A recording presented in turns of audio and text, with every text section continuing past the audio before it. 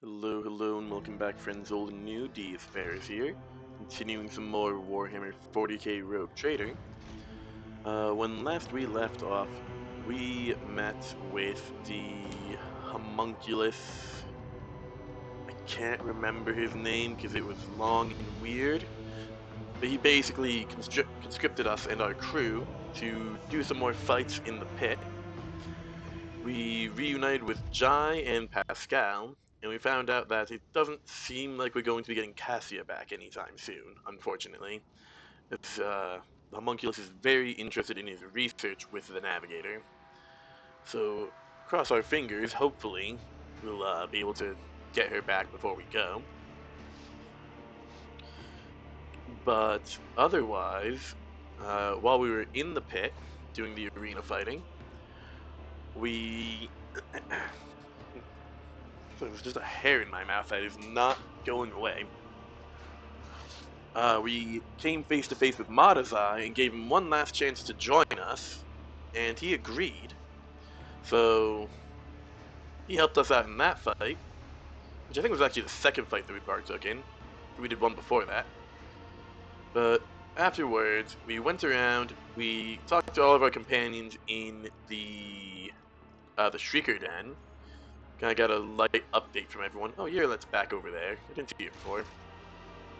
But now, we just need to talk to Madazai, it seems, to continue the main story, so let's go. No sense really waiting around, now is there? Madazai Aziresh stares down at you from his formidable height, his head slightly tilted to one side.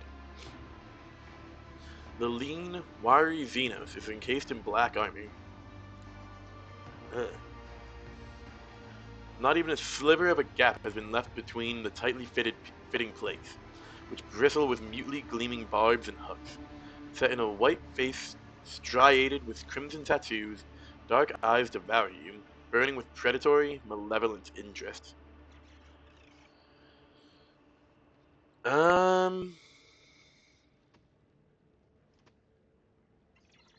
Want to know what happened before you took me to Kamarag? You want to know how and to what end I orchestrated all of this? Ask your questions. Why did you kidnap me? When Irimaris ordered us to lay waste to the monkey settlements, Tazara and I encountered resistance. I have hunted your kin too long not to notice how well you in particular were fending off our attacks. The rout in Tazara's arena, the appearance at the plundered vessel. Your kind are usually powerless against us, but not on that occasion. I began to suspect that you could not have managed it without outside help. Help from our side. Interesting. I began sending out spies and assassins. My eyes and ears infiltrated your vessel, your cities, and they discovered a trail that led back to one of your worlds. A trail that ended with a burned monkey, the source of the information about where and when my cabal was going to strike. A little trickery to draw you away from the planet. And I had your little informant in my grasp. How the information was reaching his agents, the burned monkey himself did not even know. But based on the units involved and other details, it was clear. No monkey in real space could have gathered such specifics about raid complements and objectives. No, it was inconceivable. The information was being fed to you by my own kind, and I knew who. Irimaris Aziriesh, Archon of the Reaving Tempest, my former mistress. A cowardly bitch who punishes anyone who threatens her grip on power. I knew that to win a war against her, I would need the support of the Reaving Tempest's patron, the Cabal of the Black Heart. So I allied with Nazrake, who presided over the trial. I promised him that Irimaris would be humiliated, I promised him evidence. A lowly monkey that would disgrace Irimeris in the eyes of the Archons. For that performance, I needed you. That line read on Bitch, that was such a good line read. Props to the VA for that one.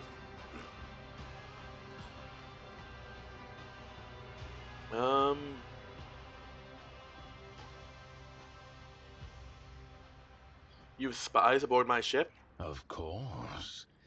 If I'm not mistaken, you met the infiltrator yourself. A Cabalite who left a lava from Tavantius in one of the monkey. Or did you never work out the reason for the treachery during the raid on your ship so long ago now? Then there is no need for me to mention the sleeper agents hidden on your worlds. Voigtier? Is Voigtier working with the Drow? You think like he's really working? No, he has to be working with Chaos, not the Drow. He's summoned the Chaos Spawn. What agreement did you make with the Nazrakai? Overthrowing an Archon is far from easy, even one who has already tarnished her reputation. Every member of a cabal has their supporters, and Irimeris is no exception. Nazrakay promised me a sham trial in the Obsidian Court with a predetermined outcome. Irimeris should have been convicted and dethroned. I was supposed to take her place and turn the Reaving Tempest into a loyal vassal of the Black Heart. Nazrakay was supposed to be the axe that fell on her neck. But it fell on mine instead. It was devious and worthy of praise, but why? A secret pact with Irimeris, or is there another reason? I will tear the answer from his throat along with his final breath.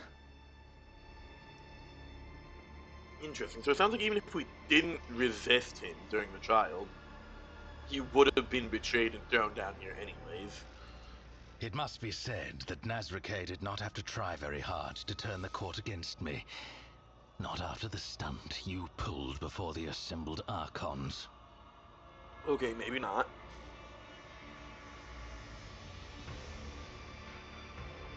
The Tribunal. What was that about?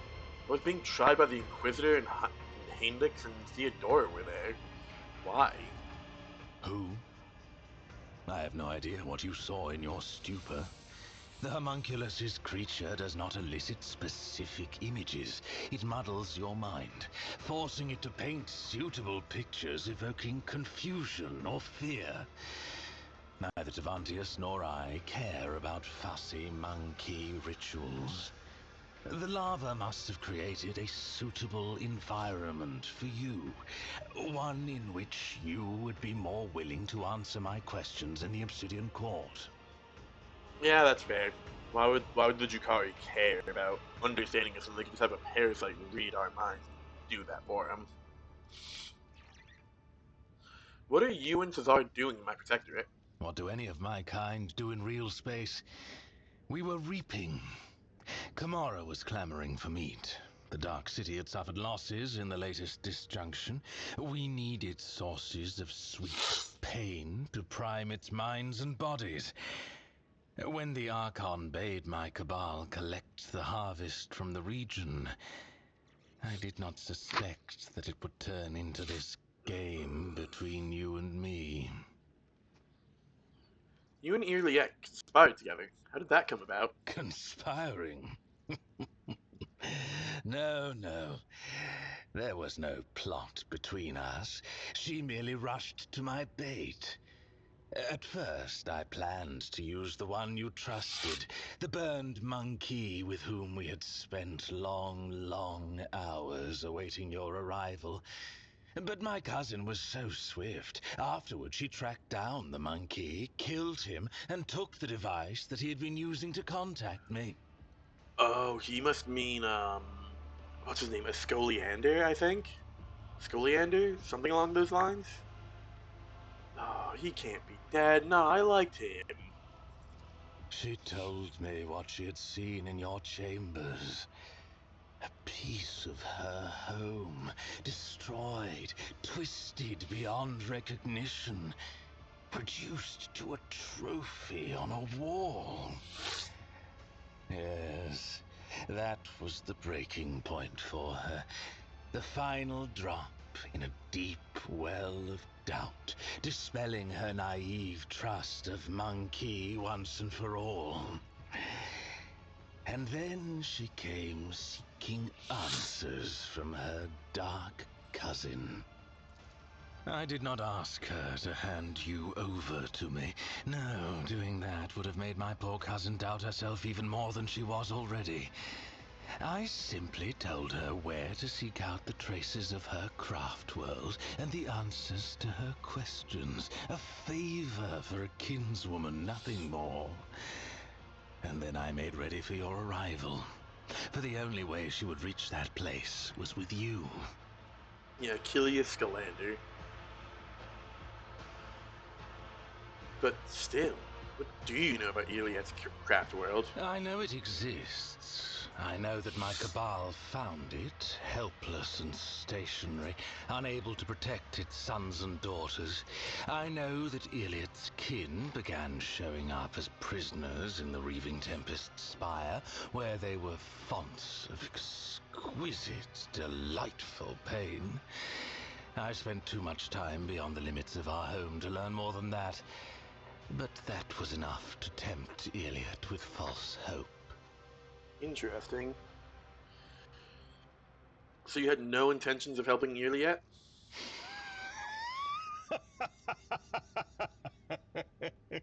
Why do you say that? I promised to reunite her with her kin. A long-awaited reunion in a torture chamber. I find that very touching. They would have had so much to discuss. But there would have been time for fun as well. We cousins get together so rarely, after all. Tell her the truth. Now. We've already had words. I have no reason to conceal the truth now. Iliad has outlived her usefulness to me. Watching her face as she learned the truth was priceless. I cannot believe that Achilles betrayed humanity. When a monkey is left alone with me and my art of pain, I plunge them into a deep well of suffering from which they will do anything to escape. Your kind have fragile souls. Your convictions and principles are a delusion that lends a mirage of meaning to your lives. Achilles and I had plenty of time alone together before your arrival. When he went out to meet you, he was already mine. I bought his loyalty with a promise to never touch his body or his mind ever again. What were those creatures with you when you captured me? Mandrakes. A foul breed that lurks in the bowels of Camorra. Their ability to find paths through the shadows was put to good use. I promised them forbidden trophies from the Reaving Tempest's coffers once I am Archon. You made a promise to the Mandrakes that you cannot keep. Aren't you afraid of retribution? Let them come for what they're owed. They will regret it. Despite his self-assured words, concern brings a furrow to Madazai's brow. The theft of Rykad's son, was that your doing? Did you not hear me when I answered you the first time? I do not like to repeat myself. That's enough for now. Then what else do you need? What happened to you after the trial? I was handed over to the witch cult to do with as they wished. First, they made me fight the dregs in the arena, and then, once they had had their fill of my debasement, I was granted entry into the blood-stained proselytes. What did you hope to gain by agreeing to become a proselyte? The continuation of my existence. When I lost my standing, I became fair game for anyone tempted by the prospect of slaying a disgraced Cavalite, for vengeance or just for the pleasure of the kill. In Camorra, a lone Drukhari is a target. My talents may be prodigious, but I held no illusions about my chances. You'd not find much favor among the witches, it seems. You cannot hope to understand the intricacies of Camorra and how it is structured. We are all each other's allies and worst enemies here. Towers of strength and duplicitous traitors both. The cults have always been half a step below the cabals in the hierarchy, and the witches relished the chance to abuse someone who once looked down on them. That will do. If our conversation is finished...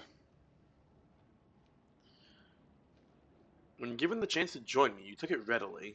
That surprised me. I had no intention of ending my days playing the role of meat in the arena. And then you blithely offered me an alliance after what I'd done to you. Why? Acquire help to escape from Kamarag. So our interests align. For now. Tell me about Kamarag. The Dark City is the bastion of the Drukhari, the most magnificent of all our strongholds. The cabals, witch cults, and the incubi inhabit the place, with swarms of scourges flying overhead and a myriad of misfits and horrors, including the covens of the homunculi wallowing underfoot. Which do you want to know about? You're from a Drukhari Cabal, correct? The cabals are the foundation upon which rests the power of the one who rules Camorra, as Drubile Vect. Whether it is a mob of berserkers or an organized cartel, their essence is the same. An army of killers, ready to ravage entire worlds at the behest of their leaders, or to rip out the throats of a neighboring cabal in a war declared by the Archons. I wish to know more about the witch cults. What more do you need to know that you have not already beheld with your own eyes? They are the mistresses of the arenas, and they're the gladiators who feed the audience in their ravenous agony with exquisite spectacles. Cults often travel to real space on the Cabal's raids to revel in the pain and to capture fresh meat for their arenas. What are the incubi orders? The aloof incubi. They dedicate their lives to the art of killing, so much so that they do not plot or chase after delicious torment. All their hatred and longing for suffering are channeled toward perfecting their skill. Tell me about the scourges. Winged Drukhari, who have chosen to go through an agonizing process to become such a monstrosity. They escort raiding ships and inflict the first strike on the enemy. In Camorra, these creatures huddled in flocks so that they do not fall victim to the more formidable of their kin. Interesting. I'm interested in the homunculi covens. Artists of the flesh who prefer to hide away in their laboratories and create nightmares from the materials their servants supply. Engines of pain, grotesques, racks, all are the fruits of their subtle craft. That will do. Any thoughts on how we can escape this place? On a mountain of bodies, bathing in our enemies' tears and blood. Do not deceive yourself by thinking we will escape this place alive without violence. I, for one, hope that there will be plenty of it. I'm fully expecting there to be violence, but I'd like to minimize it. The less violence there is, less chance one of us dies on the way out. But there is one unfortunate detail. An Arabenian has stepped into your path, one of Kegarak's tribe, who lurk in the tangle of the webway. I've heard them called harlequins in your tongue. The one that appeared in the Obsidian Court is the most dangerous and unpredictable of all. I'm beginning to think that his visit is a sign that the events unfolding around us have not been left to chance. Perhaps they are the result of interference at the behest of the highest authority. I must take my leave. Do not keep me waiting too long. My weapon is tired of languishing in its sheath. Okay. So, minimize view, minimize view, minimize view. James Monkulus is promised. Okay, so we go return to the anatomical opera. We still gotta get Cassia back. Hopefully we'll get her back here at the opera. You gotta wait for that. Wait for that. Increase your nose and the chance to escape from its making. This biomechanical brain affects the mingle sector, preying on unfortunate victims. Space screens. Vision. Yeah. Let's try to hunt. I'm not sure we're gonna get the space marine in with us. That'll probably give us an opportunity to recruit him as when we go back to the opera. So I'm gonna try to hunt the Chitonos in the Mangled sector. I think that'll be the play there. Alright, Madazai. We've got a couple assassin levels you gotta get. Killing Edge. Target. Attack getting 40% dodge to the target of this attack. If this attack hits, it deals additional 15. So that target's missing wounds. Eh.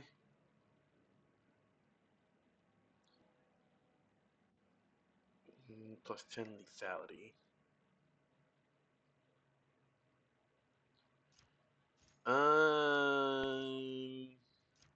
Poised to strike. Getting his fellowship and willpower increased by 15. It's 3 times toughness bonus, additional armor. Kill he makes against a second time to one skill. Ooh, that's good. Killing that just stacks. Against by dual weapon combat using a Drukhari weapon, that attack suffers no penalties and does not have its cost increased. That stacks. I'll go with that for now.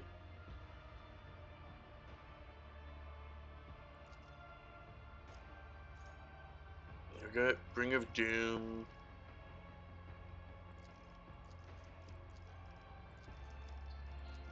Carouse, Corrosion, Demolition. Awareness, sure. You think it's not bad. Opening.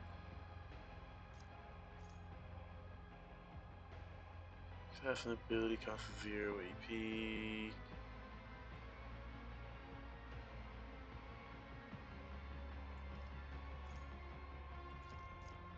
Grab that. Let's see.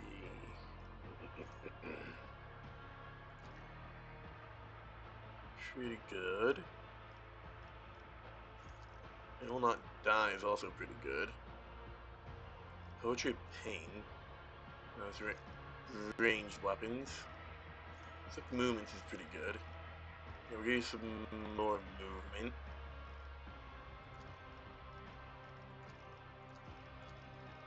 Fellowship, strength, toughness. Your agility's max. So I probably actually want to swap that out.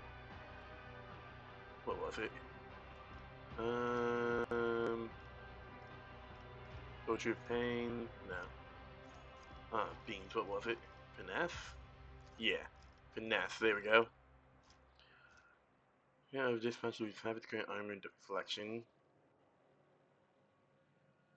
Coming over these assassins and open game lethality.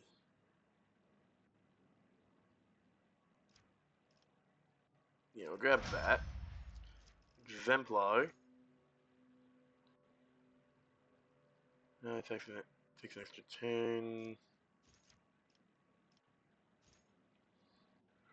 Weapons equipped. Yeah, we'll grab combat meditation. Ready?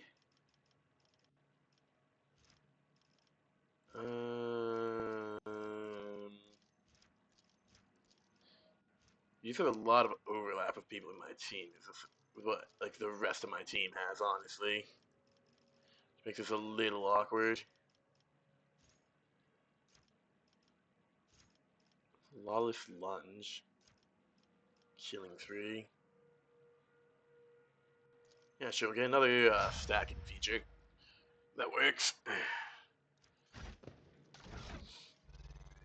Okay, so for you...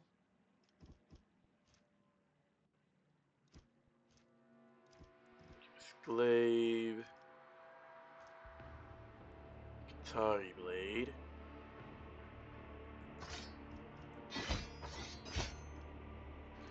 So you're just not gonna have 32, 35 armor pen.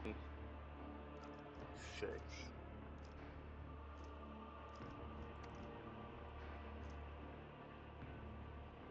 Bloodseeker Clave. Reduction. A rose bleeding inflicts toxin of the same power against. The wielder gains.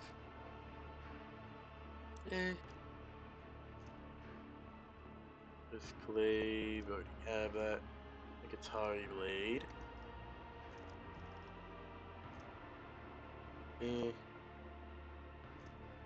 Like Venom Blade.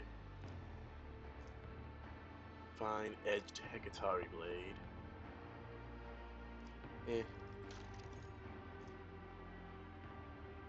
Incubus Armor, so you primarily use medium.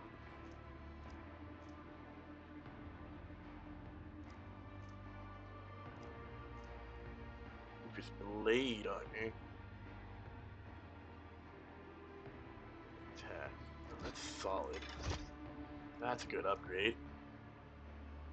So the next turn.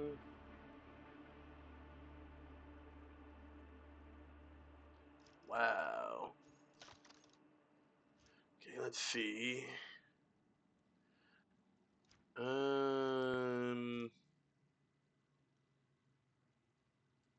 Yeah, that's pretty good. Do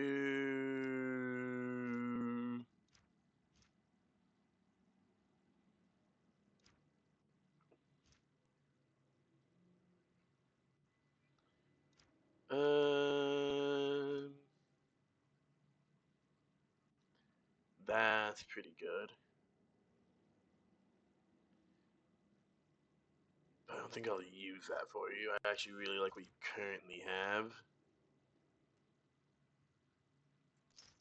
That's pretty good. Wait, why don't I have that on Jai, actually? Oh, that's why. That's fine.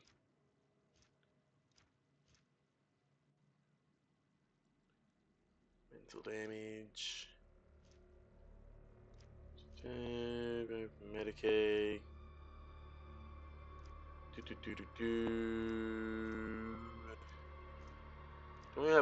Don't really have a lot to give you. 15 Medicaid. Cloak. Assassin.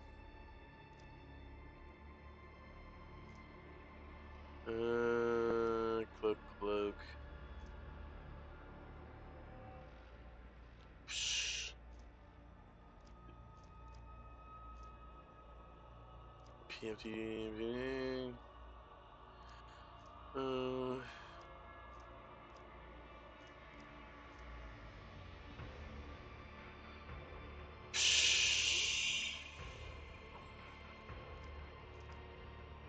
really have anything I can give you, really. I have those. Not a lot of stuff, really, but okay.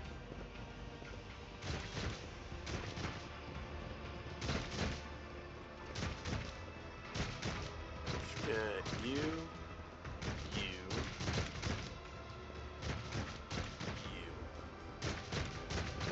That was pretty good. Okay, so let's make our way to the mangled sector. I don't know what I just hit, but it's automatically tracking my crew now, so we good. We just hit R? T? Huh, weird. Let's hop down to the Mangle sector, see if we can hunt the Chitonos. I believe that's what it was called.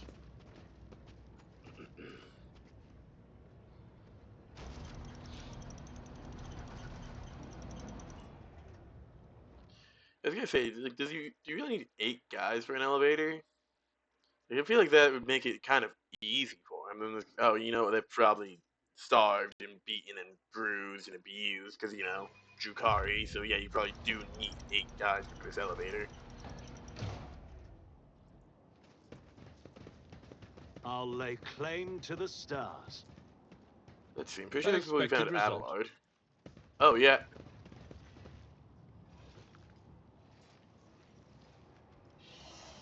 Okay. Earliet, What if is you wouldn't it? mind, just That is beneath me.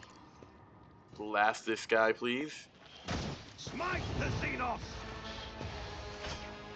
Like we ain't gonna mess around. We're just taking the cheap shot right at the start.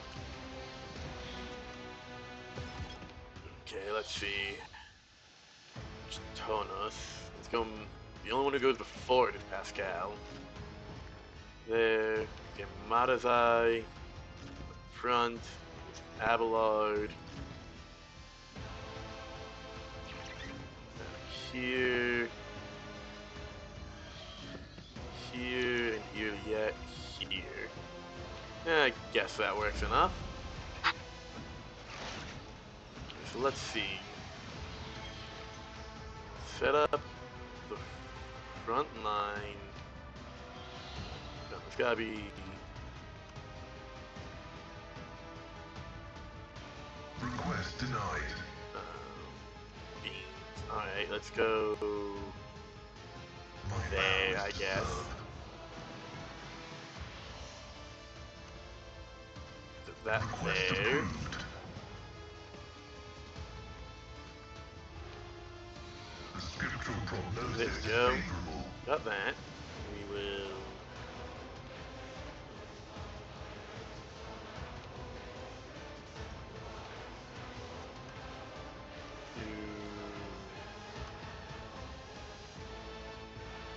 Running That, I my guess. national life. Let's analyze big boy. And, repeat the fastest weapons do 2 things.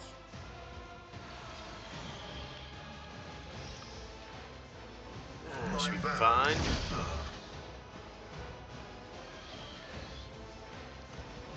Running binary Take another right. shot. Huge, look at that. It's already half dead. Ooh, there goes cover. I will drag you into oblivion with me. Oh, Requesting Oh, permission to perform okay. autopsy. Marazai just doesn't have HP. Noted. The scriptural prognosis I mean, is you only have favorable. 54 max HP. You're a warrior. Like, bro.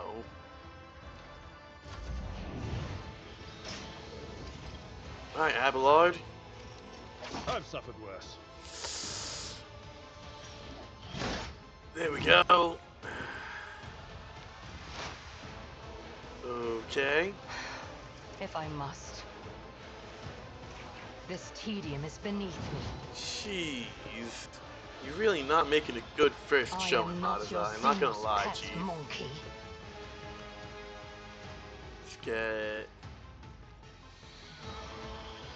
I understand your intent.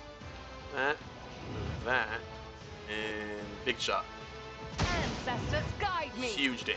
High value unit in danger. Oh, and Abelard is down now too. This thing hurting. Suffering is part of the trial. Holy The cow. failure of their Holy crude machinery cow. was inevitable.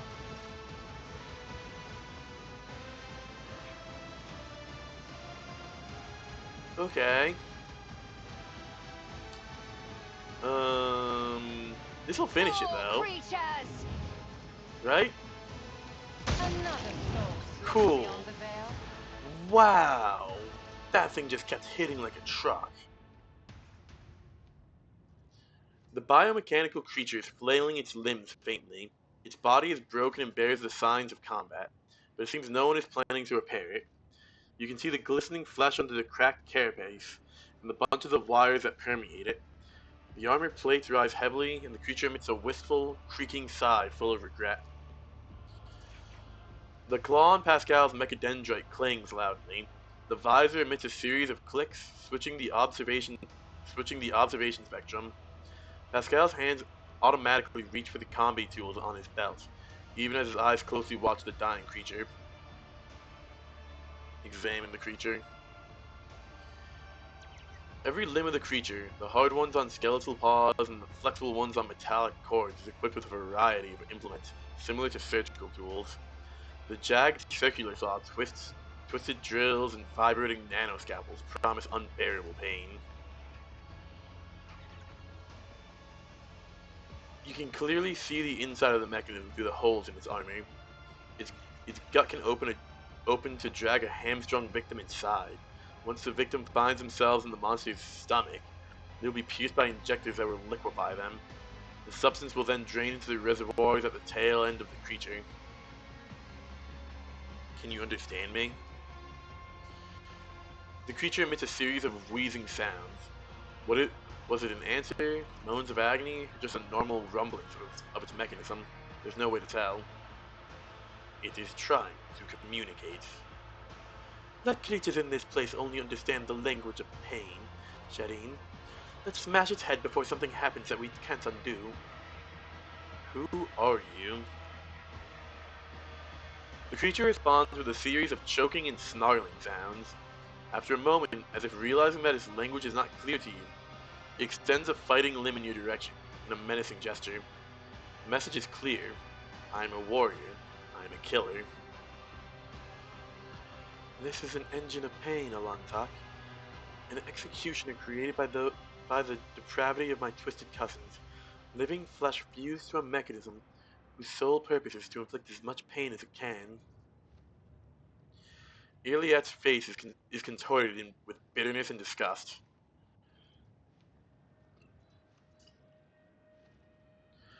The Dark Ones are caught in a cycle of torment, desperately seeking pleasure in the suffering of others.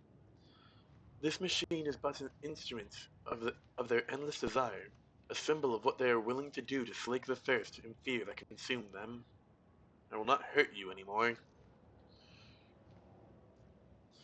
The creature's servo motors howl as they send the last remaining energy into its body. One of the limbs lunges at you, but the charge is not enough for the strike to reach its target.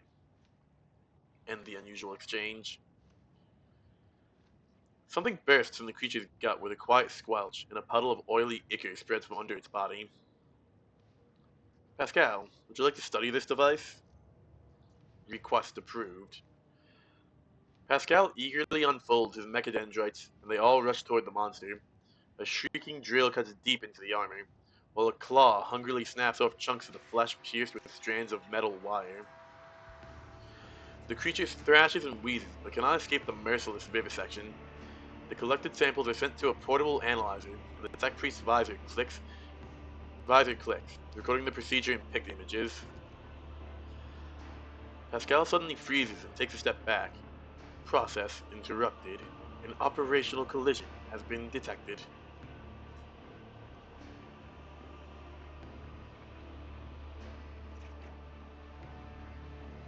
What made you stop? This unit is under the influence of conflicting impulses. The operational vector of cognition dictates the necessity of studying this subject. The operational vector of obeying the Omnisaya and his universal laws dictate the necessity of recoiling from the subject and purifying it. The operational vector of adoration before his might dictates the necessity of reference for the subject, where the natural spirit resides in synthesis with that of the machine.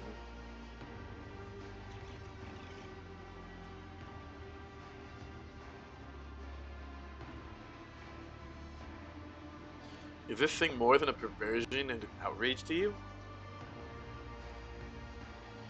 The categorization is correct. The object is a perversion and an outrage, one dangerously close to the creation of the anathematized abominable intelligence. but it is also a miracle of his boundless polymorphism. Pascal's voice carries a metallic note.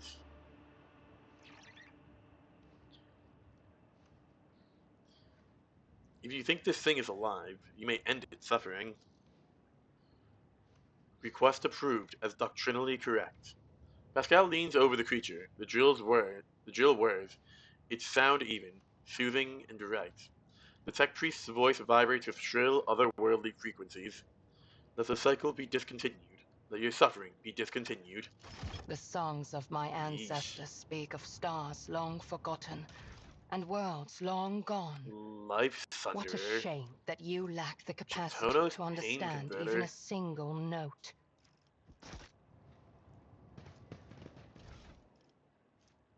Heavy leather armor. Alright, well, that was an Experience. interesting Nothing fight, matters more. honestly. It's about time.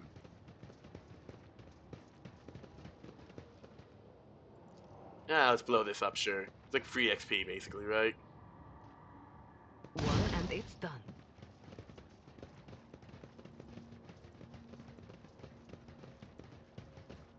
Look how the misfits that joined us just kind of continue to just hang out here.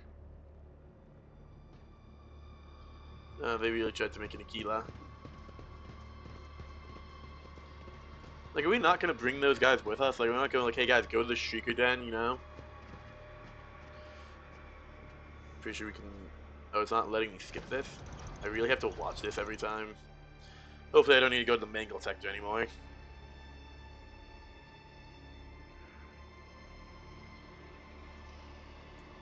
Cause, you know, it's cool to watch the first 1 or 2 times, but I'm like, okay, we've seen this before, we can skip it. Oh, we can't skip this? Yeah, that's mildly annoying. Anyways, Victory awaits. let's hop over to the Anatomical Opera. Crippled arm. Crippled leg. Concussion.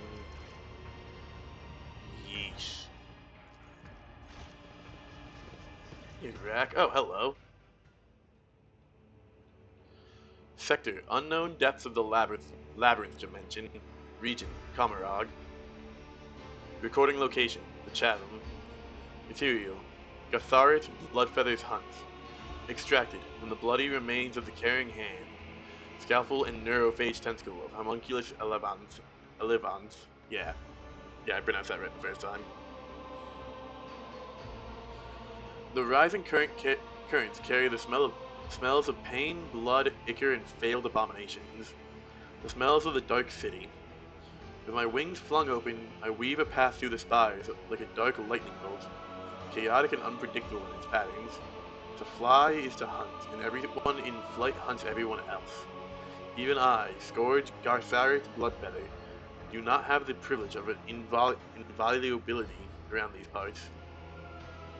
I may become someone else's prey, except, probably not today. This day I am the hunter. My homunculus modified olfactory receptors pick up the scent of my prey, and I tread cautiously as I approach it. The scent of Monkey is foul, but buried, and the scent of my prey is quite telling. A powerful specimen, brash, and reeking of the blood of others. I descend to the minaret that grows out of the near spire and provides me with an excellent view. Accelerated reflexes allow me to assess the situation in a fraction of an instant. To assess the situation in a fraction of an instant. It is time. Interesting.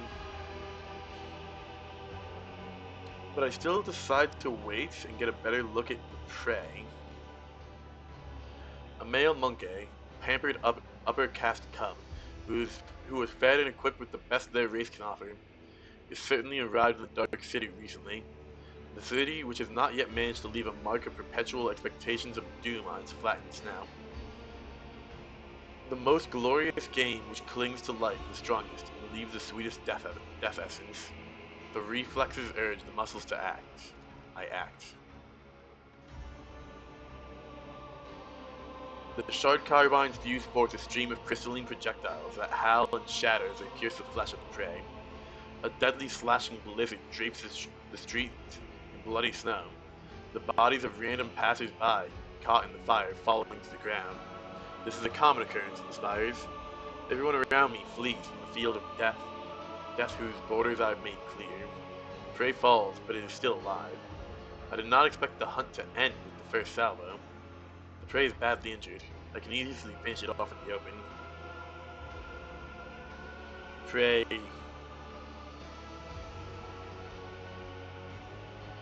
is trying to locate me among the summons companions to its aid. A mistake. Anyone who tries to approach the prey will be killed by the brittle shrapnel. I unleash a new fan of the crystalline shards, but the shots go wide. My aim is disrupted by a two-headed creature as it crashes into my back with a shriek. And the stock of my shard carbine sways. I will deal with it later. I will break its wings. Right now, only the prey matters. Go on to protect me, boy. The prey is trying to locate me among the tangle of spiked minarets. Awareness has succeeded. Its frantic gaze is looking for my winged figure. The hyper pupils allow me to examine the prey's face. I can see its eyes scrutinize my gear. There's no need to hide anymore, so I stand up to my full height and emit a wailing battle cry. Let the prey know that what will kill it. The prey breaks into a run. Clever. By escaping from the open streets, the prey has deprived me of the advantage of my long-range weapon, but I will not let it escape. So I spread my wings and soar over the alley, pelting the prey with bursts of indirect fire. The chase must not end too soon. The petitioner wanted my prey to die slowly. There's a strangeness to the movements of the prey as it dashes away one moment and freezes the next. My receptotropin altered pupils are adept at detecting movement, but they are worse at perceiving stationary objects. My prey seems to be aware of this.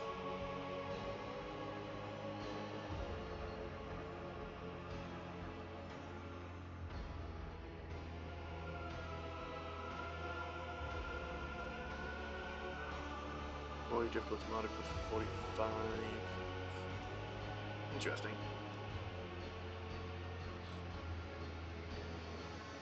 Slips away using the bodies of random passerbys as cover. I know I had the guarantee on the toughness, but this just seemed more fun. There's more blood. By rushing into the crowd of fleeing bystanders, the prey has made them obstacles in my hunt.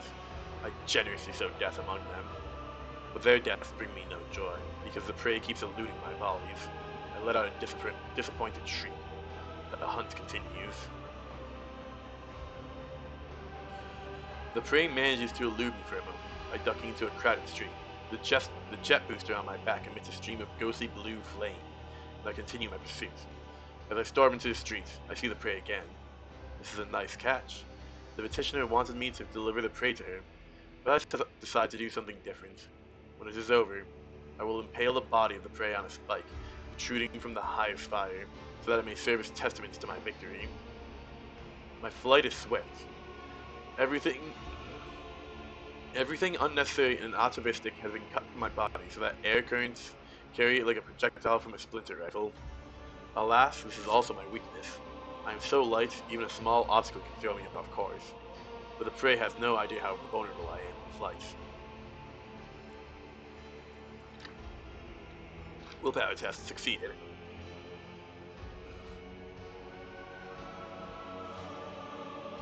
The initial horror caused by my sudden attack is already worn off. The prey suppressed its panic and is acting decisively and boldly. A commendable triumph of will over instinct. Seeking to slow me down, the prey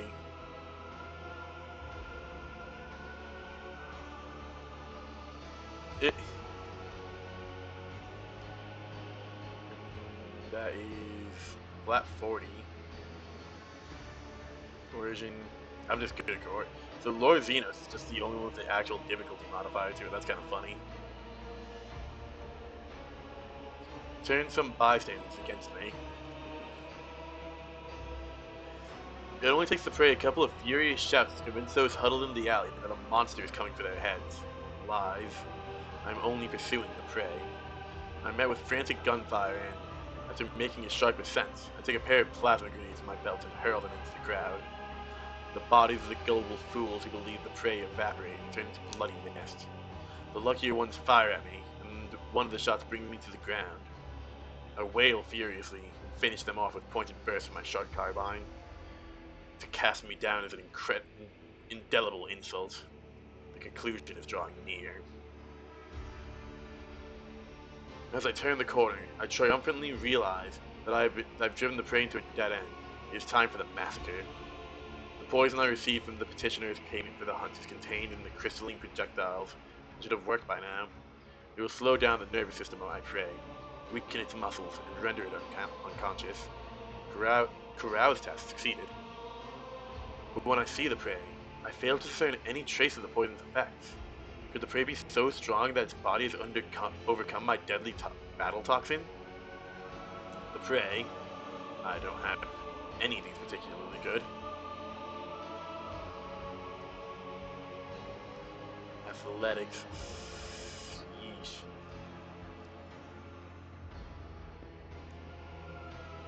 It's not where I expected it to be. Having climbed the ledge of a wall, it lunges at me and bellows. Yeah, I failed. I'm not too surprised.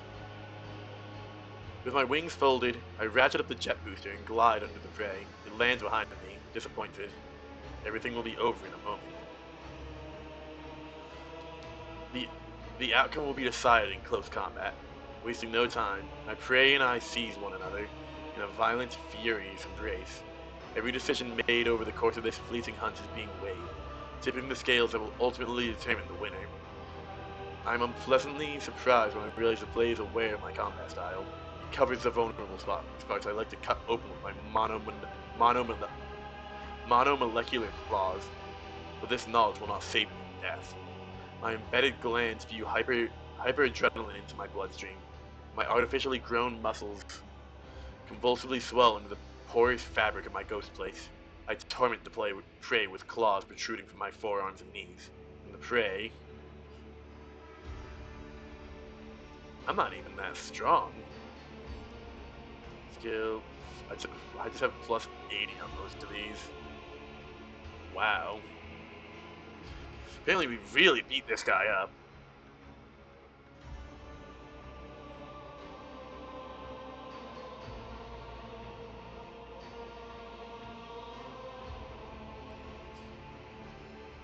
And the prey grabs one of my blades hanging from my belt and aims it at my throat. Contains sweet perdition. Huh, neat. We struggle for the blade, but its point steadily approaches my throat. It touches it. It pierces the skin extremely slowly and penetrates the larynx. It keeps plunging deeper. Touches the other wall of my larynx and passes through. I can feel everything. My body softens with pain. I reach for the shard carbine with the last of my strength. The superiority of my prey is absolute. It snatches the weapon from my hand and it responds to the sacrilege with the indignant ring of crystal bullets. The prey grabs me by the throat, lifts me into the air and snarls. It seems to want to know why I attempted to kill it. Would I tell it if I could, about my petitioner, Kakaros the Witch? About how insulted she was by the deaths of her fosterlings, blood-stained proselytes in the arena at the hands of my prey? About how badly she wanted to spite the prey's master, the sour-tempered homunculus Cervantius, who had arranged that insult? I do not know. My throat is crushed, and only a faint wail escapes it. I die. I'm dying at the feet of my prey. No, at the feet of a monkey. A humiliating end for one who earned the status of apex hunter of Kamarog through torturous alterations of the flesh and a bloody pilgrimage to the very top of the spires. Does it hurt to perish like this? It does. Is it fair?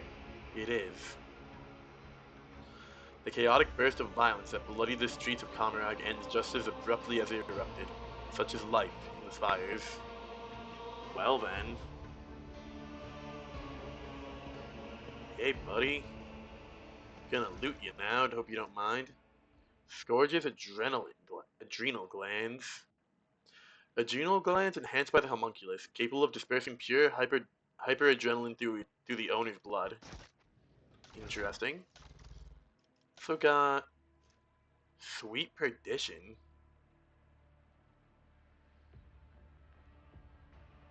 Mmm.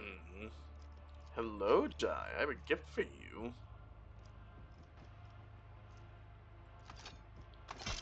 You take that for now. Do I really... You know what?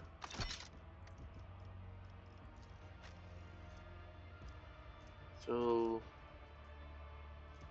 Where is... Is that better?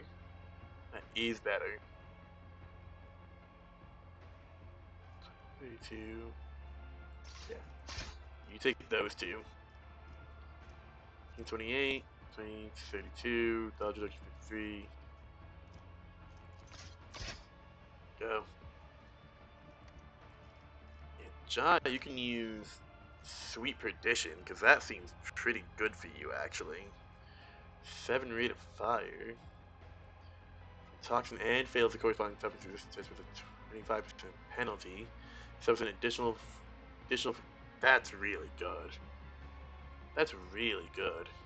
Holy cow.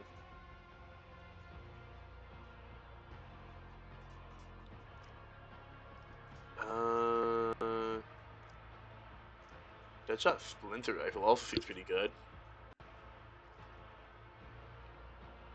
Not sure what the difference between... Why is rate of fire... That's what I'm just noticing, like it's rate of fire, and then also with a recoil, which I'm not sure what the recoil means. Yeah, we'll test out Sweet Perdition, see how that goes. Okay. And we looped him all the way the fuck around. Alright, let's go over here. Take this teleporter again.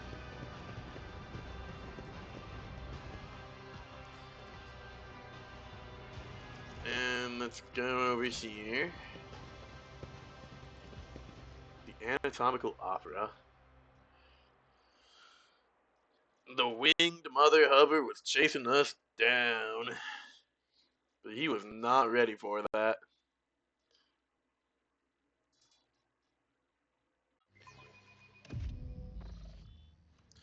Okay, let's None see. shall stand in my way.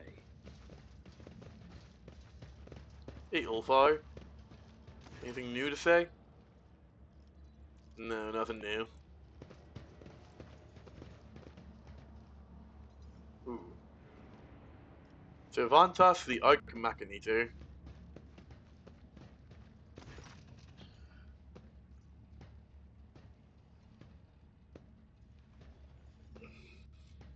Cervantes rushes about the laboratory, snatching up certain tools, vials, and notes.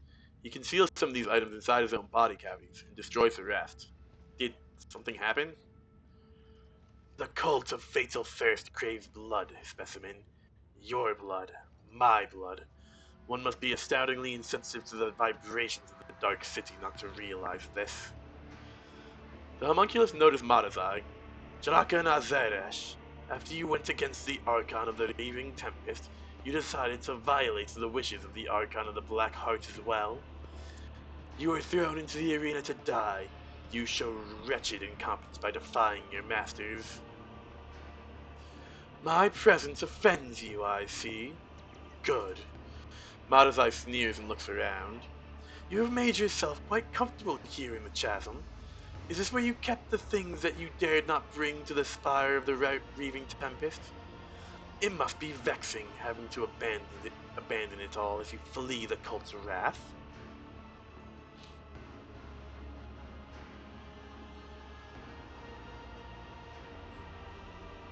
One of Tervantius' limbs switches and strikes blindly. Only Madazai's reflexes save him from a fatal neck wound, but the homunculus makes no further attempt to attack. He seems to care more about his substances and instruments than the insufferable Kabalites. Why do the witches desire my death? You humiliated them, monkey. Kikeros and I agreed that she would send fresh meat against you, but she decided to undermine my authority by sending out her best. You slaughtered them, and so was the cult's authority that suffered.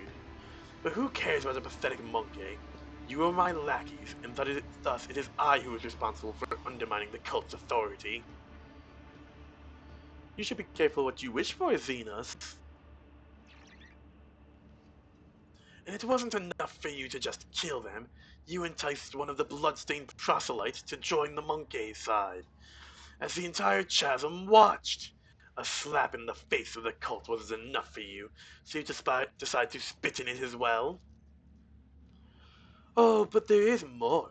I hope Kikaros and Sinistora are now writhing in horror at the mere thought that their headless subordinates have lost the Kabalite, who was sentenced to death by Nazarake himself. But they decided to play at charity by making me a proselyte, and now they let me slip through their fingers. Oh, I wish I could see the succubus's face when she was given the news.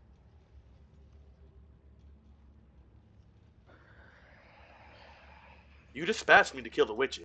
Are you telling me you do not anticipate such consequences? It was supposed to go differently.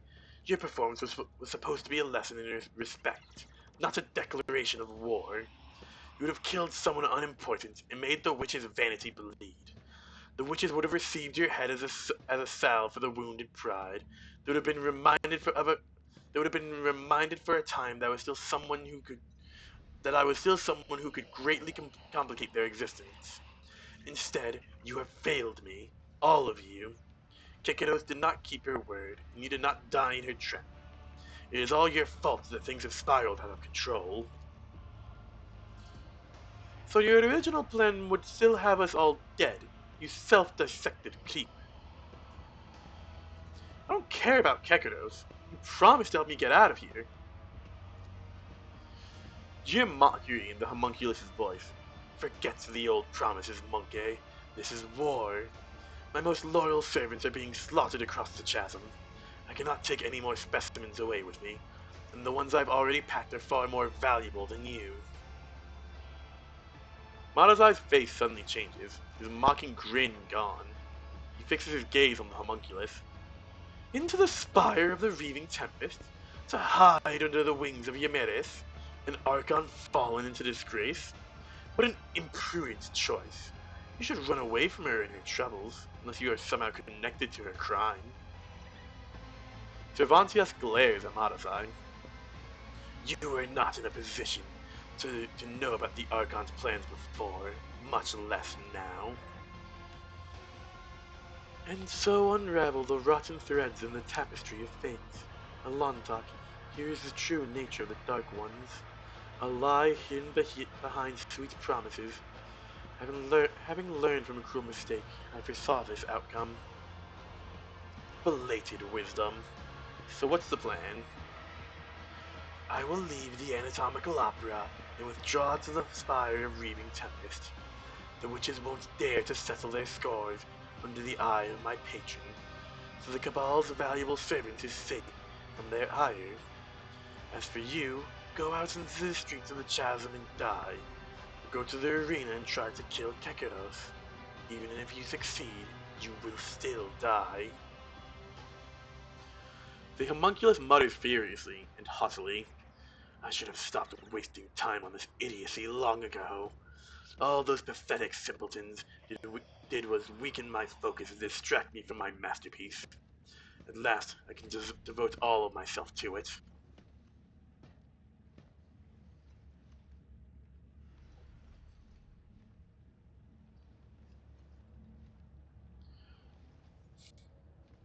So I managed to bring about your downfall after all, unholy spawn. Cervantius' voice is filled with loathing. Your insight is astounding, specimen. But have you noticed that you have also doomed yourself? I like how you say that, as if your plan wasn't to just kill me anyways, and you weren't my best bet. Cervantes becomes so absorbed in his thoughts that he starts shearing off pieces of his own flesh with his scissor-like claws. Enter the arena. The succubi will not pass up this chance to gut you in front of an audience. If you could simply wound Kikaros, it would give us both enough time to escape. For that, I would be willing to sacrifice the deadliest and most valuable specimens in my collection. If you manage to kill her, run. Sinisthora will not let such impertinence go unpunished, and her wrath is 100-fold more dangerous than Kekados' fury. Do not return to the chasm. You will find no shelter there. Seek salvation in other spires, and you may prolong your agony for a short time.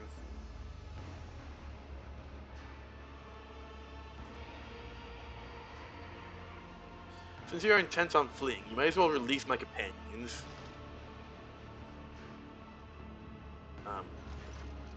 I cannot transport them to my new sanctuary. You may take them. I have unlocked the containment sarcophagi for dangerous specimens. Go and inspect them. Some of your servants may still be alive, but do not allow them to use their abilities until I've left the anatomical opera. Master, let me take the space marine you keep in the cage. No. The homunculus snaps curtly, and he returns to his work. Noticing that you're still waiting for something, he hisses irritably, still not taking his eyes off the experiment.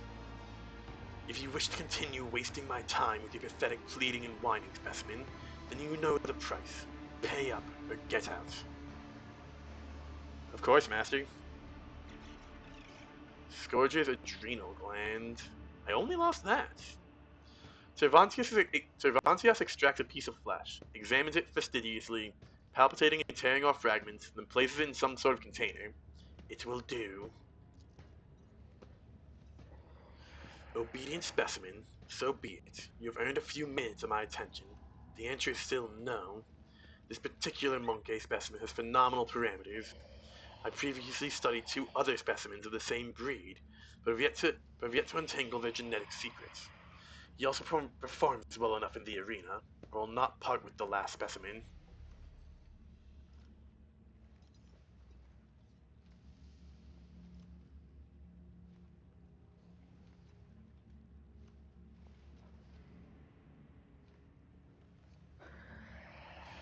With him, I would definitely succeed. It would further prove, it would further, uh, words are hard sometimes. It would further both of our interests. Cervantius narrows his eyes. If you are so helpless, then what use was there in letting you live? The loss of some monkey could never impede the work of a mind as great as yours. Perhaps the genetic subtype of all 3 specimens was defective, and this is the cause of my limited success. In that case, the loss of this specimen would not be significant. I recommend pain as a means of pacification, and you can take his armor. I found it entirely unintriguing. Cervantius hands you a bone key. Master Cervantius, I require a moment of your precious time. I'm willing to pay for it. Chitono's pain converter. After rummaging through what you have, Cervantius pulls out a fragment of flesh that has caught his eye. He splits off a piece of it, places it in his mouth, thinks for a while, and finally concludes. Curious. You've earned my attention, specimen. Speak quickly.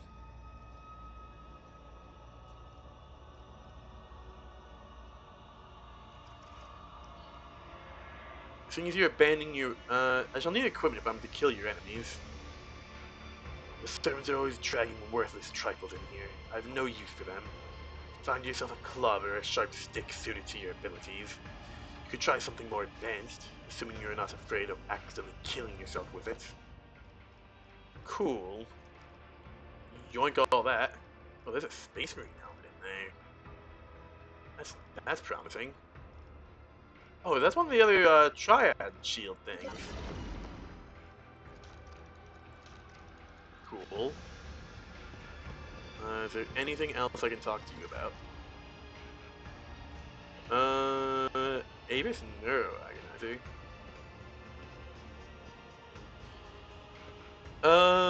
Seeing as you're abandoning your lair, would you be willing to share some of your creations with me? Cervantes cringes squeamishly and mutters. The mere thought of you tarnishing them with your filthy hands is revolting. But if it serves to ensure my safety, I will tolerate this obscenity. Oh, more stuff. Wow. I didn't think there was gonna be 2 options of purchasing, but hell yeah, we'll take it. Willing to pay for it. Veterans Electrograft. My condition has been rather grave since my arrival on Kamarag. Can you mend my body? With a loud click of his scissor-like fingers, Cervantius' voice turns ghoulish. Let's see what kind of interesting damage your body has taken, and which parts of your miserable organics can be improved without inflicting any substantial harm on your sanity.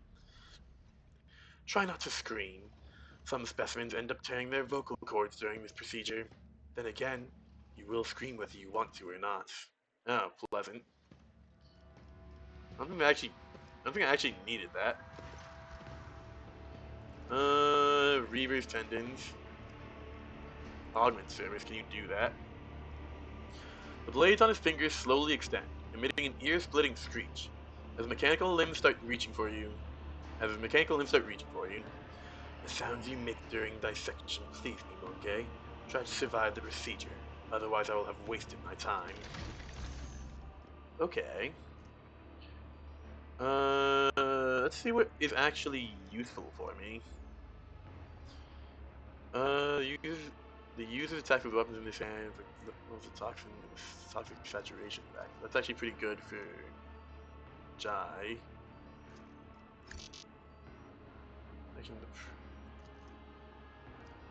Wait, what? Preview only mode.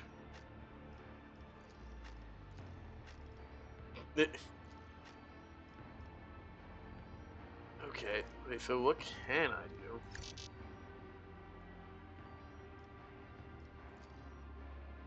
So like if I go to Jai and I do that, I'm so confused.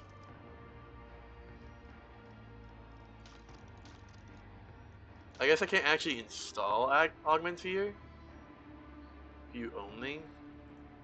Okay, tell me why I'm in preview only. I guess this is just maintenance on augments? Question mark? Interesting and annoying.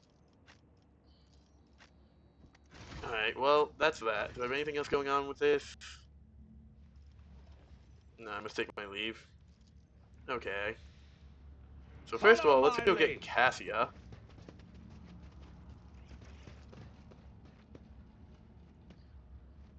Priority number 1, the wife.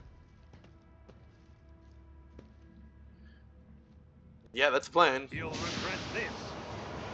Ow. At last I feel something. You see horror and confusion in Cassia's wide open eyes. Her face, neck, and hands are gruesomely scratched and sticky blood is dripping from the tips of her claw-like fingernails. Ah, why are there so many of you at once? Red, black, violet, scarlet, yellow, dark maroon. Away with you, stop swarming my thoughts. Ow. Cassia clutches her head again, this time covering her third eye. You can already feel the breath of the warp coming from its gaze. Deus, I cannot control it. The powers flowing through Cassie's fragile body make your head swim and your hair stand on end. Your body is burning as if you have been doused with molten plastium, and your head is teeming with strange whispers. Whispers, shadows, voices. Every breath is a struggle, as though something is scratching at your insides, trying to claw its way out of your chest. Your gorge rises. You survive being exposed to the navigator's open eye, but will your body and mind hold if it occurs?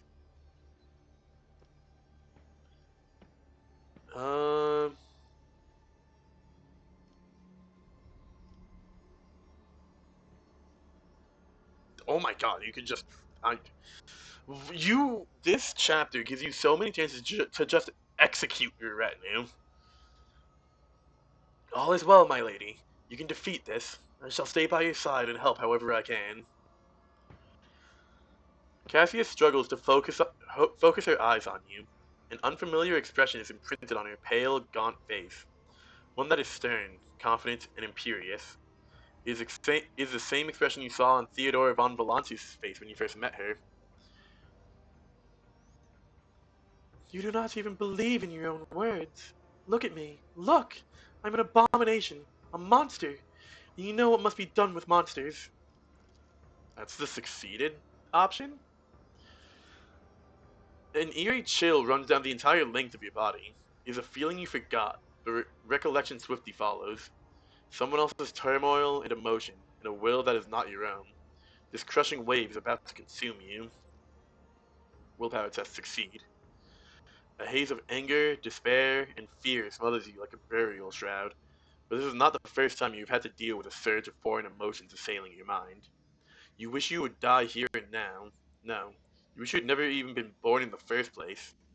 You summon your will and push through these thoughts, and push these thoughts away, as though fending off a sword thrust, and Cassie's feelings dissipate before they can latch onto you.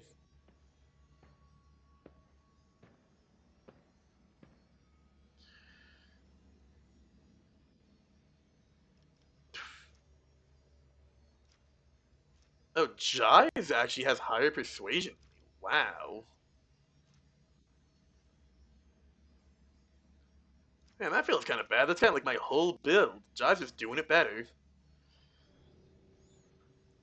I'm not sure why you'd want to risk this one. For all of those years, fear and loneliness were all you knew. Not anymore. Don't you dare wish death upon yourself.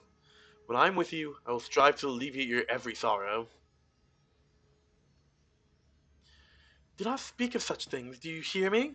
Cassia digs her sharp nails into her head, and rivulets of blood turn her hair from white to crimson. I could have killed you when we first met. I could have unwittingly robbed you of reason on your ship. It is my fault you were attacked in your own palace, and now... Her eyes are brimming with red tears as she looks at you with passion and tenderness. I cannot endanger you any longer, Deis. I will not let you suffer. Cassia concentrates, determined to bring her powers into control, until her body jolts, as if electrocuted. You know, when darkness envelops you, it takes everything away, leaving no sounds, no smells, no solid footing. Darkness devours every color that tries to make its way in. Every color I tried to create inside. Darkness is withering. It swallows the colors. It chews and consumes. When despair had overtaken me completely, I could sense I was not alone in that darkness. Someone else was with me. Someone intangible, cold and colorless. And that realization ravaged my sanity all the more. When the capsule opened, my mind was drowned in grimy shades of crimson and umber and black and I'm going barmy, Deis. I thought I could harness this power, but now I must end this. For my sake, for your own, and for that of all we have shared. If you do this, I shan't object at all. Cassia closes her eyes, unable to bring herself to meet your gaze. Her tremors subside for a brief moment, like a resigned victim going still in anticipation of the executioner's axe. Frigid heaviness hangs on the air. Your entire being implores you to run. Quickly. Now.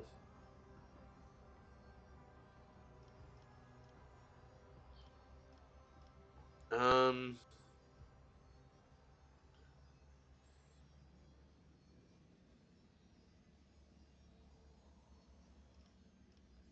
Hold and kiss her. Don't even think of leaving me, Cassia. I won't let you go. Cassia freezes, startled by your touch, and your lips join together in a bittersweet kiss that tastes of blood and tears. You see terror in her wide-open eyes, but then her body relaxes, and her eyes close, along with her navigator's eye. She reciprocates slowly, uncertainly, gently. Please, no more. I cannot breathe. I fear I may faint.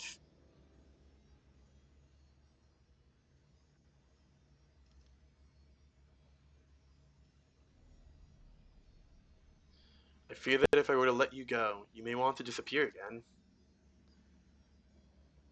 No, I shan't leave. I promise. Cassie is not trembling anymore.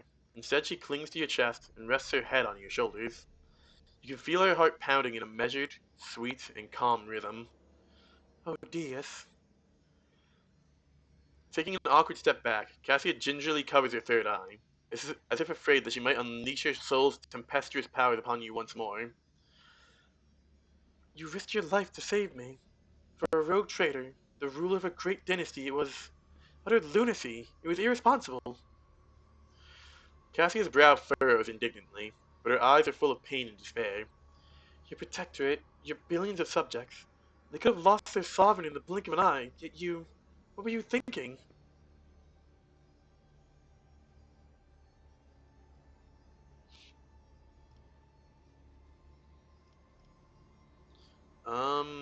I was not thinking, just acting. What could you possibly see in someone like me? Cassie's voice is almost a whisper. She looks away. I was not expecting this to get so intimate, honestly.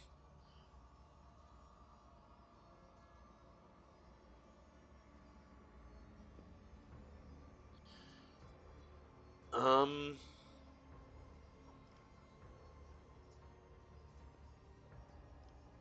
when I met you, I discovered myself. Oh, I can never tell if you're being serious or speaking in jest. How could you find yourself in one who has yet to find herself? Cassia laughs quietly. And yet, your words warm my heart nonetheless. An auspicious sign, dare I say? Okay, tag out Madazai, add in the wife. Okay, cool. So I assume Madazai is just... Okay, hold on. Got a lot of stuff. But let's level up Cassia first. Oh, we got a lot of stuff to do real quickly. Turn to the end of the combat does not stack. Yeah, gain 7% armor, 7% dodge, and 7% 3 movement points at the end of the combat. That's pretty good, actually. Range weapons, slow fatigue, critical velocity, crushing assault. Attention is good. Ability to gain temporary wounds to the armor. Allies' armor is increased by 10 for 1 round. Does not stack. Turns affect the officer's ability to gain bonus to the weapon skill equal to 11. It's not bad, but I don't have a lot of melee users. To bring it down.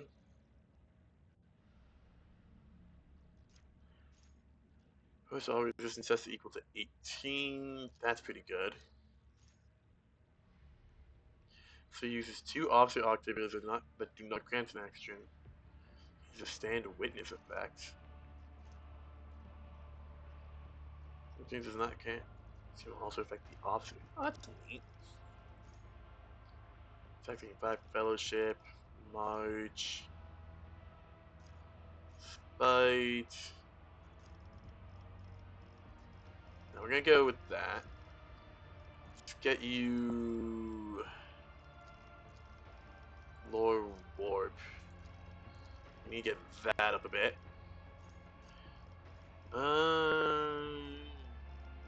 Yeah, let's see.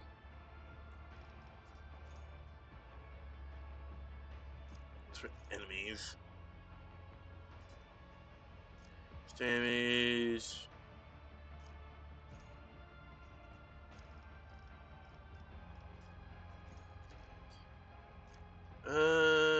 For 15 addition, master time. Ebb and flow. We'll finally grab that. Okay. Gonna real quickly rearrange the party for a little bit. Go. Inventory. Cause we got some new stuff, I know. Enunciation of weakness. 23. You're gonna take that. Ducati. Pitch Black Desolator. Interesting. Craft World Power Sword. What the fuck? 1, 2, 3, 4, 5. Where am I? They fear to look at me. State your intention. I'm always ready. I guide humanity between the Okay, stars. the game's a little bugged I apparently. tire of idleness. Let's move.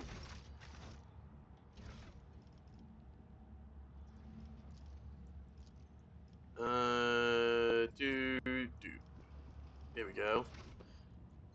game seems to be a little bugged, which is kind of funny. I'll die weapon proficiency. Chainsaw, that's a bit better for you. Lullaby of Shael. Advanced entries by +3. Not even a question there. Ducati weapon proficiency. Venom blade. Splinter rifle, yeah.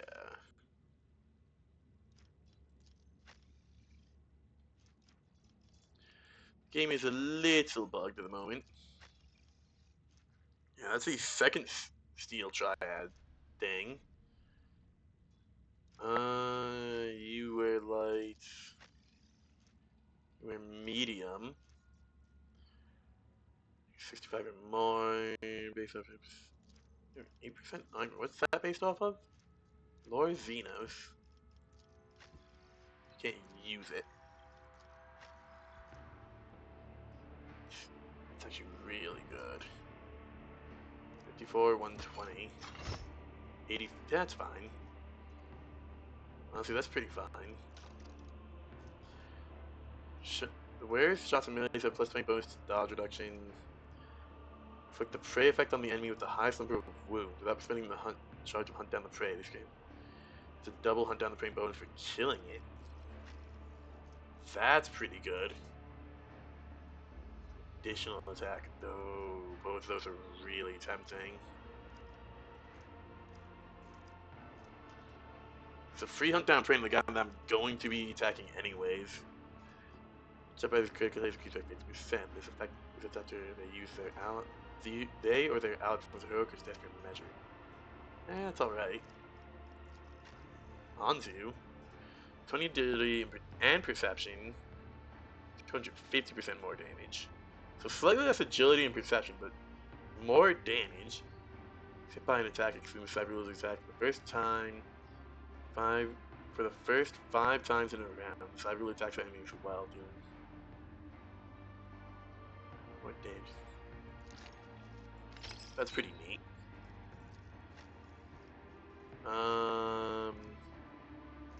It's immune to being slowed and low. 10 strength and +5 toughness.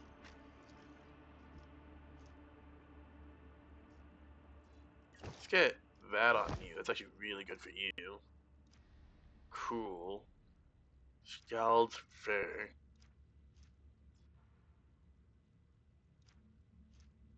Immune to critical hits. Oh wow. Okay, cool.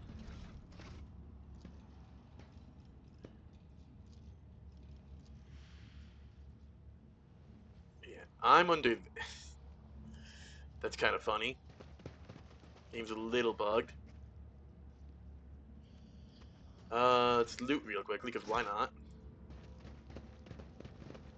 I'll lay claim to the stars. You have Cassia now, which is good. Oh, hello. This is resuming? Okay.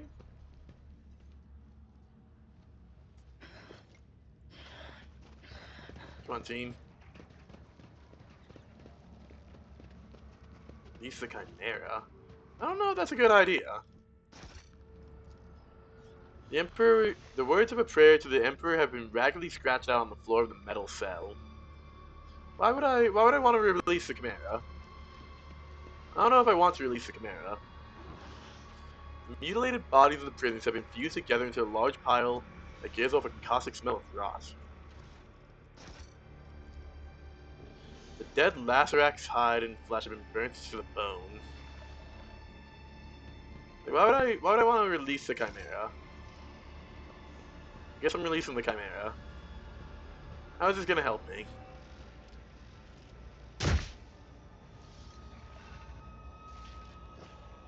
Not gonna attack us, right? Oh, cool. Cool, it didn't attack us. A new challenge for me? Okay.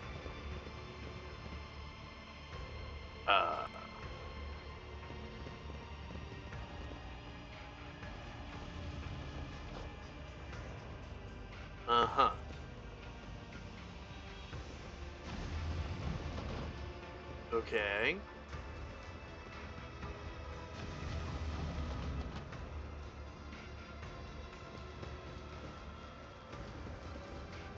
It's about time. Oh, more stuff. They became priority for the next seconds of the range of the turn. This compact weapon in the form of a ring that allows the to fire a stinging shot once per combat. It's bleeding on themselves. The wearer performs an area melee attack that inflicts bleeding on all creatures. That'll be good for Madazai. And some Mist loot. Okay. I guess that was a neat little puzzle I could get done. None shall stand in my way. That means there's probably something. Oh yeah. Okay, cool. Take that. The wearer has 8 or more AP at the start of their turn. They gain 30% damage for the rest of the combat. Wow. They gain 10 agility and 10 fellowship. When the wearer's wounds should be decreased to 0 for the first time in combat, they restore to 50% of their maximum wounds instead. Increase the range attack distance by 2 cells. Homunculus' Prism. Discharge Shell. Interesting. Attack by +2 cells. Ballistic skill bonus. So if I gave that to like Earliet. Wait, what? Only. Oh, divide by 2. And then, round that up. Hold on. +10 to all skills. Agility and Fellowship. Honestly.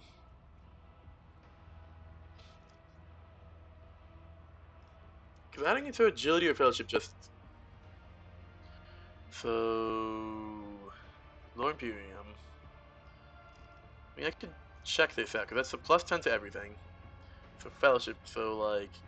Something easy to tell would be Coercion, which is the +15 right now. If I do that.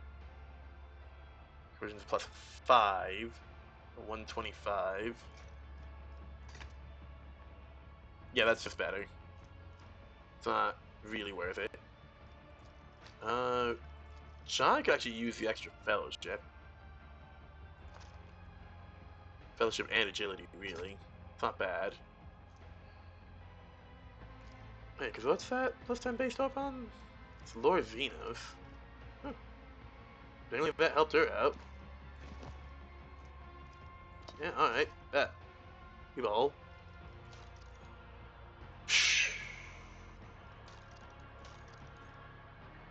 Okay, I guess we gotta talk to Victory Ulfgar? awaits. Ulfar? I need your help. The prisoner looks at you expectantly, without stopping his chewing, but his expression shifts suddenly, as if his affected crudeness of mind and manner has been replaced by focus and cunning.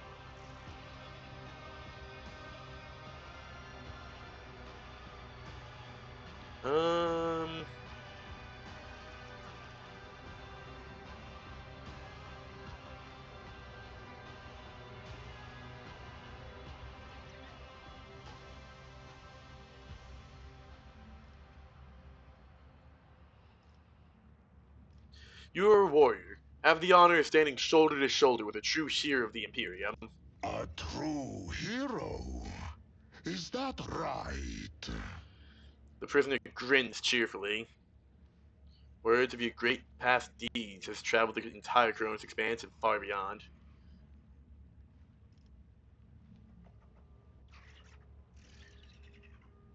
I've enacted my will without fear of death, and my valor has celebrated long before I became a rogue trader. Do you realize who you are bragging to, mortal?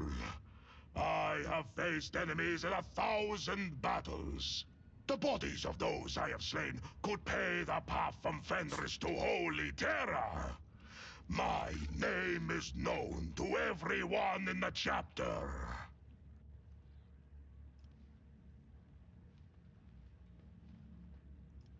Well, my name is known to everyone in the Kronos Expanse. I'm Deis. Well, eh, I think I have heard of you.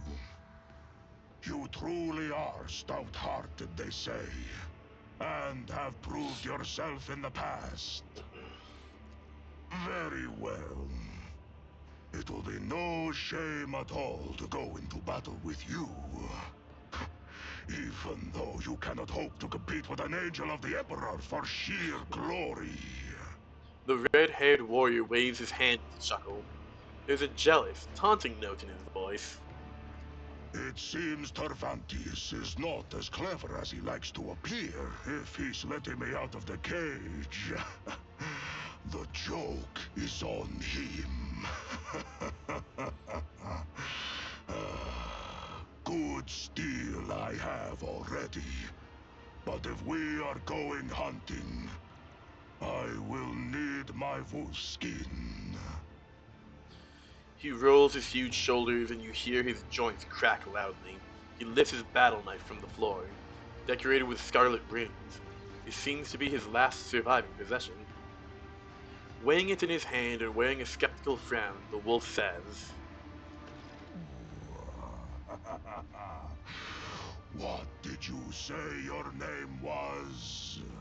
Throwing back his head, he lets out a blood-chilling howl, one that contains the deranged mirth of evil spirits dancing on an icy cliff. A predatory grin blooms on his face. Hell yeah, we got a fucking space wolf with us.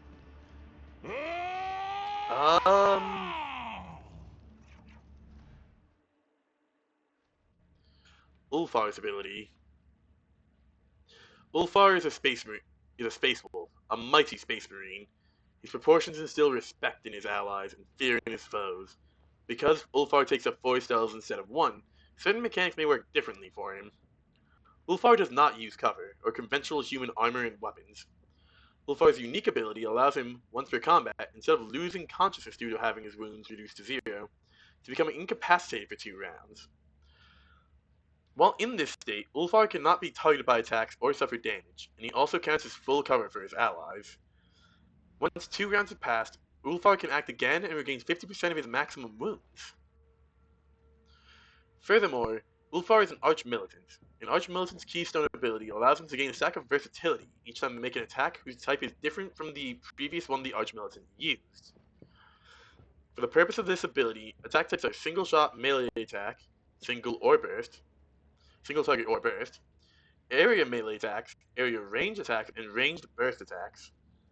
For each stack of this effect on the Arch-Militant, their weapon skill and ballistic skills are increased by 5. If the Arch-Militant accumulates 4 or more stacks of this effect, their attacks start dealing an additional plus 3 times Arch-Militant's weapon skill bonus, or 3 plus the ballistic skill damage bonus percent damage, whichever is greater. Neat. Oh, he's only level 20. He's getting into leveling. Good lord. Let's tag out Jai. Yeah, let's go with that. Hello, Ulfar. Big honkin' lad. Astartes bolt pistol, Astartes combat knife, Astartes bolter. Astartes plasma pistol, we'll swap that on. That's a little bit better. You give him the heavy stubber, but I don't think he really cares about that. Armor. Here it's Adeptus Astartes. Why can that not be equipped? Must not have Adeptus Astartes equipment. Power armor proficiency. So maybe I could give this to like Aldari, Drukari, Adeptus. Okay, so probably could give this to I must not have Adeptus Sororitas. I wonder if I could put that on then.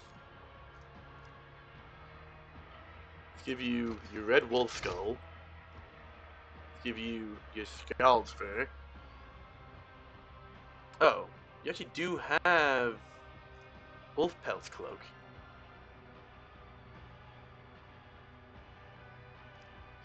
Um, position increased by twice the target's difficulty tier.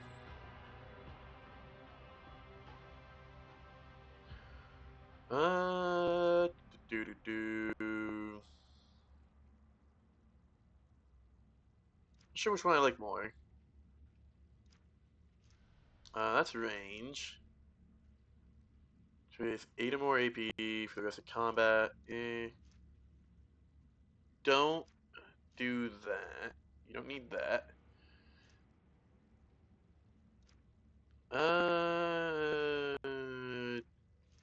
You don't use a shield. I'll give you that. That works. What's your tech use? 35. Yeah, you are straight up just combat. Psychic power, unuseful, or Imperium. What's your intelligence? 35. Darn. Flamer shot wouldn't be bad. What's your Medicaid? 35. I don't have an arc rifle. Costs 1 AP less. Move, no. Combat tactics, no. Press the advantage, no. So I think that's kind of just the next thing that might be useful for you. Then, what does Perplexed do?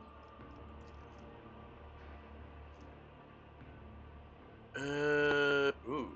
-10 to weapon, ballistic, and weapon skill, ballistic skill, intelligence, and perception. That stacks. It keeps going. 16 facing melee attacks also apply stagger on it's not bad. It costs 0 AP and deals additional plus 16 damage. Wow, okay. Good lord, brother. You're beating ass. Stardy's chainsword. Missed that for last time.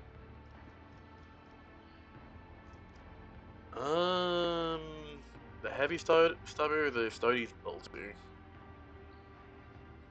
I think I'll stick with the Astartes bolter for now. Right, you're nice and kitted out.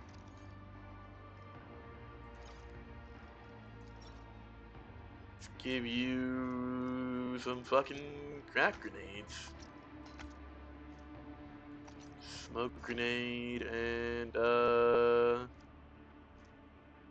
fire grenade. Get some grenades on the Astartes. Good lord, let's go. Now we need to level him up. Oh, I forgot about that. Oh, 2 stacks of versatility. What's versatility? From previous attack. Is that just... Oh, okay. Yeah, that's good. Broad expertise.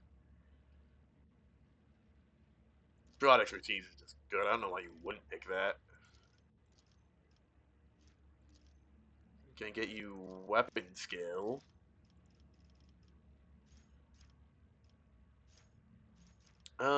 Devastating attack. If fails, I will suffer a negative effect based on the attack's type. Impact damage, knocks for 1 round. Second rending damage, inflicts bleeding power. 7p. Stacks of versatility gain 3 more stacks of versatility, which lasts the end of their turn. This turn will cost 0p and will not count towards the attack limit per turn. Yeah, we'll get Reckless Rush. Continue against with bleeding effect. Damage from blood. That's pretty good. Death blow kit. I just noticed. Yeah, I do like how they kind of just re-flavor the base stuff for for special characters and the like. So like Cassie as a navigator, but like aside from that specific navigator thing, like she's kind of just a diviner, I think. Pascal, I'm pretty sure is just Forge World, even though he is what's it called? Even though he's an Adeptus Mechanicus.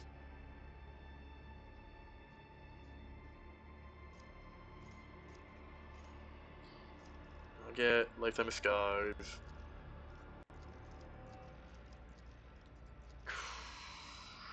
athletics, sexual versatility, exploit weakness.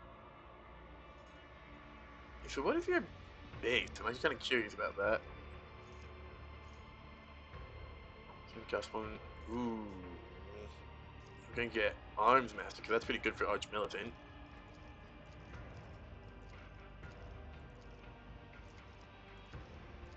Let's grab that ballistic skill.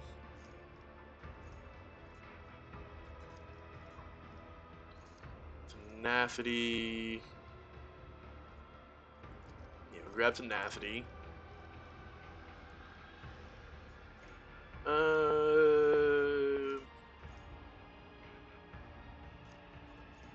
Cautious approach or confident approach. Attack size, preferred targets. Attacks targets that have their custom to glory. Plus 1 and 10% damage. Plus 1 and 10% damage on all attacks until the end of combat. That's pretty neat. Gaining attack versus increases the critical chance of in the turn. There's under the effects of Reckless Rush, their attacks do not cost MP. That's pretty good. Single type abilities, Blood Haze, Close Quarters Training. Blood Haze. 10 for the weak. Crippling Blast. I can say there's an extra turn.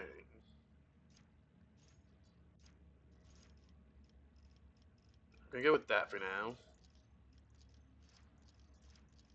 Let's get you some more carouse, I suppose. Skill max. Let's max out weapon skill.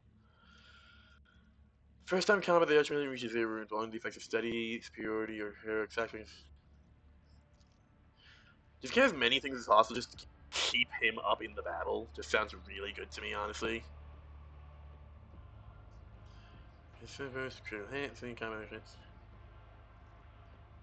Yeah.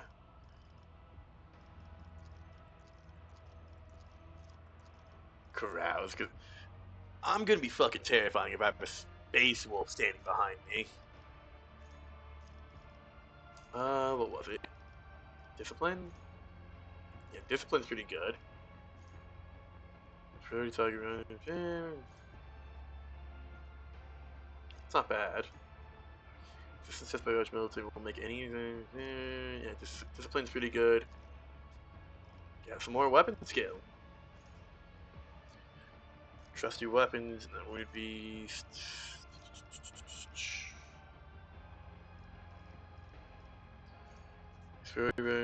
That's not bad. External power block. It's not kind of in the reload for this team.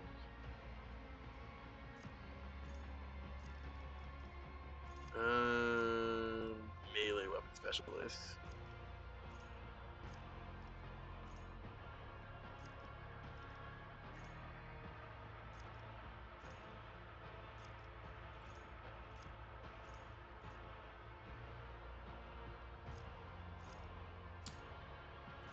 Swift movements, honestly. Wildfire. Turn will cost everything we got counter attack and return. The cost of this ability is used by 1 for 4 seconds of versatility. That's not bad. Confident approach. Until the end of combat. Until this ability is used again, or until cut using cautious approach. Extra bonuses from versatility. You need plus 2% dodge. Some dodge reduction and parry reduction in every stack. I just kind of like Wildfire, honestly. This attack this turn costs 0, paying knock 4 stacks of versatility. There's a parry for every stack. Confident approaches, dodge reduction, and parry reduction. Honestly, let's get that. Let's get the stances on. Always ready. Sure, we'll get some more weapon skill. We'll get some more carouse. Preferred targets, accustomed to. Pretty good. Orders on by now, I'll mention Blood Haze. Not bad. Do like Accustomed to Glory, though. Contempt for the Weak.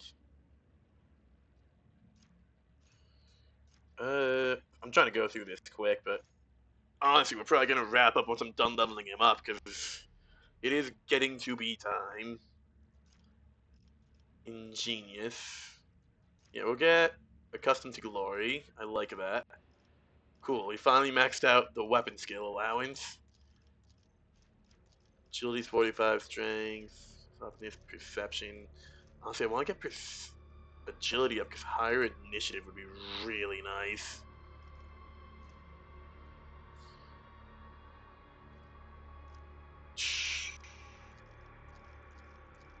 Getting the agility up on Space Marine will be solid.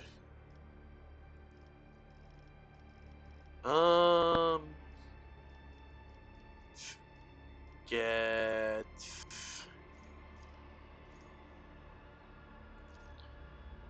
Armor Pen on bolt weapons is actually pretty nice.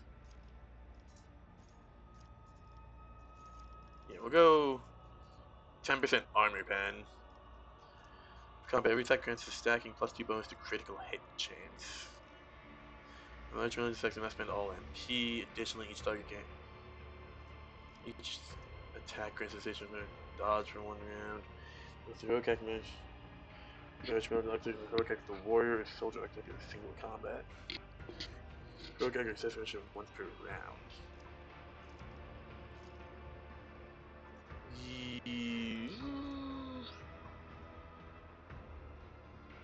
Yeah, more attacks is good. Exemplar.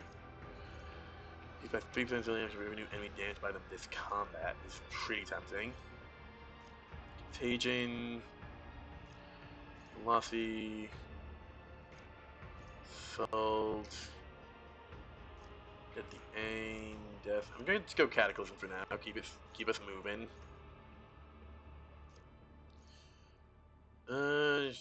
Dimensions have intelligence system by enough bullets for everyone. Not bad. Get exploit surroundings.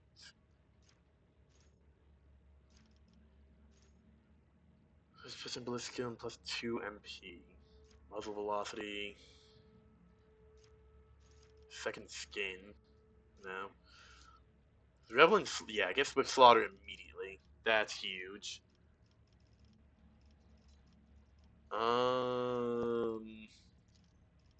Correct.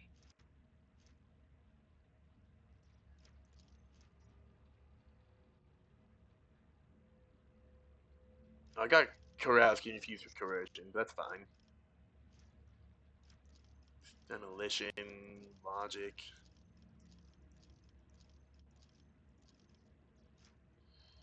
Let's just get you some more athletics, I guess.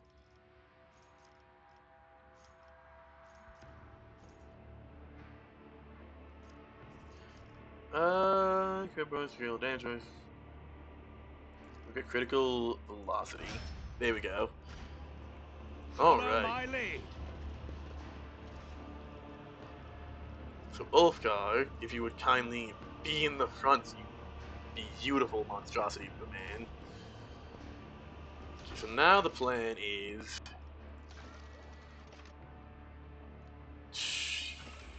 Chasm. Killing her is the only way to let you provide precious time for you to escape the chasm. I've gotta go to the arena. Alrighty. Let's make our way there, and we'll pop a save right before we hop into the arena.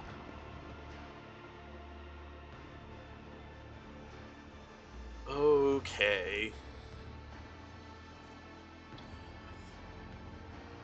We got Cassia back, which is huge. We fucking recruited a space marine to our retinue. That's nutty. Oh, hello. You've insulted the cult of the fatal thirst, outsider. You've insulted the fighting pit itself. The witches are no longing for you to die. Are longing for you to die.